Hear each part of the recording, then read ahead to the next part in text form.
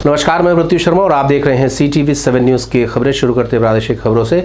मुख्यमंत्री के हाथों तेलघानी नाका का अंडरब्रिज का उद्घाटन संपन्न हुआ। हम आपको बता दें कि CTV7 न्यूज़ चैनल में ही हमने आपको खबर दिखाई थी कि यहाँ के लोगों को इतनी परेशानी हो रही थी कि यहाँ पर भारतीय जनता पार्टी के जो युवा नेता हैं और कार्यकर्ता हैं, उन्होंने स्वयं इसका उद्घाटन कर दिया था। और उस समय ये बात कही जा रही थी कि मुख्यमंत्री को समय नहीं मिल पा रहा है, इस वजह से इसका उद्घाटन नहीं हुआ था और इस वजह से ही भारतीय जनता पार्टी ने इस अंडरब्रिज का उद्घाटन कर लोगों को राहत पहुंचाने की बात कही थी। हालांकि इसके बाद प्रशासन ने इस अंडरब्रिज को बंद कर दिया था और आज मुख्यमंत्री के हाथों इसका उद्घाटन हुआ है और अब यह लोगों के सेवाओं के लिए उपलब्ध है। इधर नेता प्रतिपक्ष धर्मलाल कौशिक का कहना है कि छत्तीसगढ़ में जितने भी सत्र होते हैं विधानसभा के, वो अब कम होते जा रहे हैं, जो कि एक चिंता का विषय है। उन्होंने प्रदेश सरकार से मांग की है कि इन सत्रों की अवधि ज़्यादा की जाए ताकि ज़्यादा से ज़्यादा सवाल उठाए जा सकें। घोषित किए गए हैं पिछले विधानसभा के सत्र में और सत्र होने हैं, लेकिन हम लोग देख रहे हैं कि लगातार छत्तीसगढ़ में कांग्रेस की सरकार बनने के बाद में सत्रों को लेकर के कटौती की जा रही है। पिछला बजट सत्र छत्तीसगढ़ बनने के बाद में मैं समझता हूं कि सबसे छोटा सत्र रहा है। इस बार इस सत्र में अभी अधिसूचना जारी नहीं हुई है। मैं विधानसभा के अध्यक्ष महोदय से और साथ ही मुख्यमंत्री से भी मैं चाहूँगा कि ये सत्र बड़ा हो और इसमें किसी प्रकार की कटौती ना हो, बल्कि लंबा सत्र होने से प्रदेश के सारे विषय आएंगे। आज खाद की समस्या है, लगातार बढ़ते हुए अपराध है, माफियाओं के द्वारा जिस प्रकार से लोगों को परेशान किया जा रहा है, ऐसे बहुत सारे मुद्दे हैं, चर्चा हो नहीं पाती।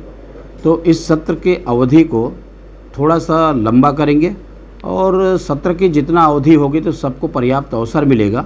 इसलिए बहुत शार्ट और छोटा सत्र जो बुलाने की परंपरा है उसको जो बुलाने की जो स्थिति बन रही है, और यहाँ सरकार बनने के बाद में कांग्रेस लगातार ये कर रही है, कटौती कर रही है।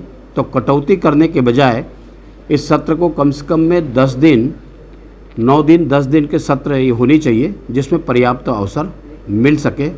ये मैं विधानसभा अध्यक्ष महोदय से और मुख्यमंत्री से भी चाहूँगा कि सत्र की अवधि को बढ़ाएं। अग्निपथ योजना को लेकर के कांग्रेस अब मुखर रूप से प्रदर्शन कर रही है। छत्तीसगढ़ में भी युवक कांग्रेस की ओर से प्रदर्शन किया गया और इस योजना को गलत बताया गया है। उनका कहना है कि इस योजना से आगे चल करके युवा अपराधी बन जाएगा। उनका ये कहना है कि जो भी युवा इस 4 साल की अवधि में सेना से ट्रेनिंग पाएगा, वो बंदूक चलाना सीख जाएगा, तो उसके बाद वो अपराधी ही बन जाएगा। हालांकि मीडिया ने सवाल किया कि इस नकारात्मक सोच के पीछे उनका क्या कहना है, क्योंकि ये ज़रूरी नहीं कि हर वो व्यक्ति जो बंदूक चलाना सीख जाए वो आगे जा करके सिर्फ बंदूक ही चलाए और अपराधी ही बने।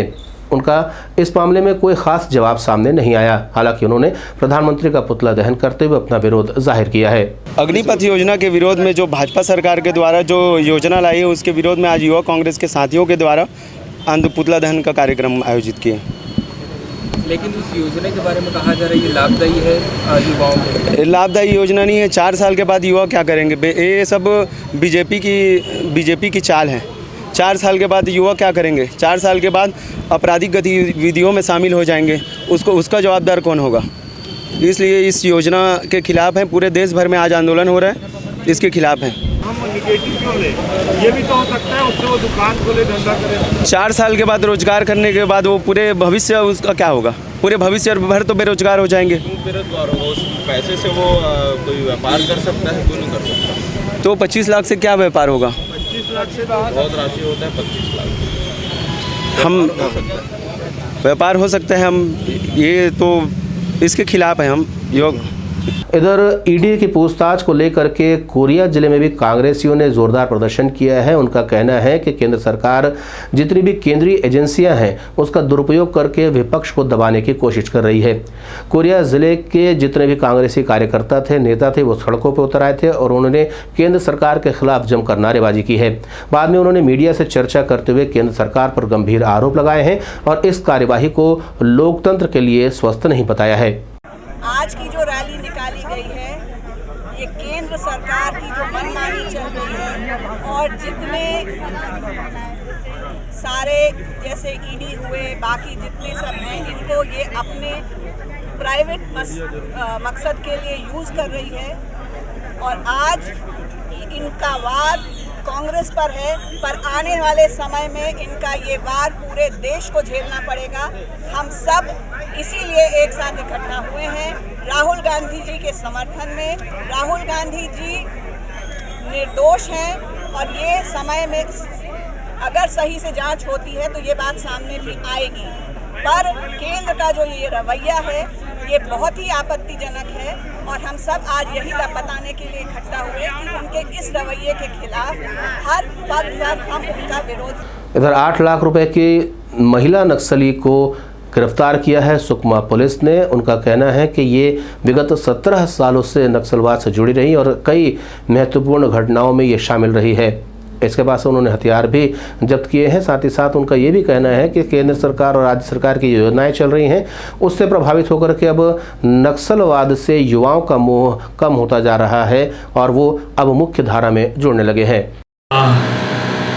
छत्तीसगढ़ प्रशासन के पुनर्वास नीति से प्रभावित होकर तथा सुकमा पुलिस एसपी सुनील शर्मा के नेतृत्व में पुनर्निर्गम अभियान चलाया जा रहा है, जिसका सकारात्मक परिणाम हमें देखने को मिल रहा है। पिछले कई समय से बहुत सारे नक्सल कैडर्स आत्मसमर्पित कर चुके हैं और उसी कड़ी में आज बहुत महत्वपूर्ण ये सरेंडर हुआ है, जिसमें एक कंपनी नंबर 1 प्लाटून नंबर 2 की सेक्शन कमांडर ने यहाँ समर्पित किया है।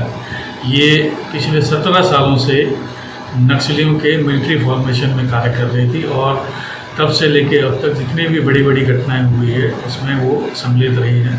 छत्तीसगढ़ प्रशासन ने 8 लाख का इनाम घोषित किया गया है और आज जो समर्पण किया है वो सुकमा पुलिस एवं छत्तीसगढ़ प्रशासन के द्वारा चलाए जा रहे पुनर्वास नीति और दूसरे विकास कार्यों से प्रभावित होकर किया गया है।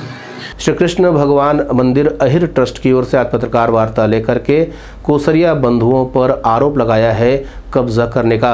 उनका कहना है कि ये भूमि ट्रस्ट की है और वो आगे भी इसी पर अपने अलग अलग निर्माण कार्य कराना चाहते हैं जिससे कि सामाजिक विकास हो सके। लेकिन कोई कोसरिया बंधु हैं जिनके द्वारा इस भूमि पर कब्जा किया जा रहा है और ट्रस्ट के लोगों को डराया धमकाया जा रहा है, जिसको लेकर के आज इन्होंने पत्रकार वार्ता ली है और कोसरिया बंधु पे तरह तरह के आरोप लगाए हैं। मंदिर के नाम से एक ट्रस्ट बना हुआ है, उसको हमारे ही भाई बंधु है कोसरिया, उसको कोसरिया को नहीं करेंगे, अहिर समाज का ट्रस्ट का है। जमीन को हम लोग अपने ही नाम पे रखें और कोसरिया बंधु लोग हैं वो अपने कब्जे में ले रहे हैं। बहुत दिन से उन लोग का ये अधिकार है, हम लोग उसको सौंपेंगे कि आप देख रेख करो, बीच में हम लोग इंटरफेयर नहीं करेंगे। जब हमारा ट्रस्ट बना है हम ही लोग को खदेड़ रहे हैं। हम लोग चाहते हैं कि वो हमको क्यों खदेड़, हमारी जमीन है तो हमको मिलना चाहिए, हम उसमें इंटरफेयर नहीं चाहते। इसके लिए वो लोग ऐसे कर रहे हैं कि हमारे जो सदस्यगण हैं उन लोग के ऊपर भी हावी हो रहे हैं, कई जन को डरा रहे हैं, धमका रहे हैं कि नहीं आप लोग यहाँ से करेंगे, ऐसा करेंगे, वैसा कर खदेड़ देंगे। कई जन हमारे बंधु जो ट्रस्ट के सदस्य हैं वो लोग भी ये सब अपने अपने इस्तीफा दे के इधर उधर भाग रहे हैं। राजधानी रायपुर के वृंदावन हॉल में एक समर कैंप का समापन हुआ। इस समर कैंप की खास बात ये थी कि इसका आयोजन एक वृद्धाश्रम में किया गया था, यानी बच्चों को पूरे 1 माह ट्रेनिंग दी गई थी वृद्धाश्रम में अलग अलग विधाओं की। उनका ये कहना था कि बच्चे जब वृद्धाश्रम पहुंचते हैं तो वृद्धों की स्थिति को देख करके उनके मन में सवाल उठेंगे और वो भविष्य में उनके प्रति आदर रखेंगे और आने वाली पीढ़ी वृद्धों को सहेजने की दिशा में काम करेगी। ऐसे तो रायपुर शहर में सभी जगह समर कैंप हो रहे हैं, परंतु ये समर कैंप सभी समर कैंपों के तुलना में अलग इसलिए है क्योंकि ये जिस जगह पे हो रहा है वो एक वृद्धा आश्रम है और बच्चों को वहाँ लाना और 1 महीने का एक समर कैंप कराना, इसके पीछे की महत्वपूर्ण बात यह है कि वो आके समाज में फैली व्यवस्था है, जो वृद्धाश्रम की व्यवस्था बनी है, कैसे बनी है, क्या है, क्यों है, उन बुजुर्गों से मिलना और उनके बातों को समझना, क्योंकि वो 1 महीने तक लगातार आश्रम में आए हैं। CTV 7 की खबरों में फिलहाल इतना ही। नए समाचारों के साथ आपसे फिर होगी मुलाकात, तब तक देर अनुमति, नमस्कार।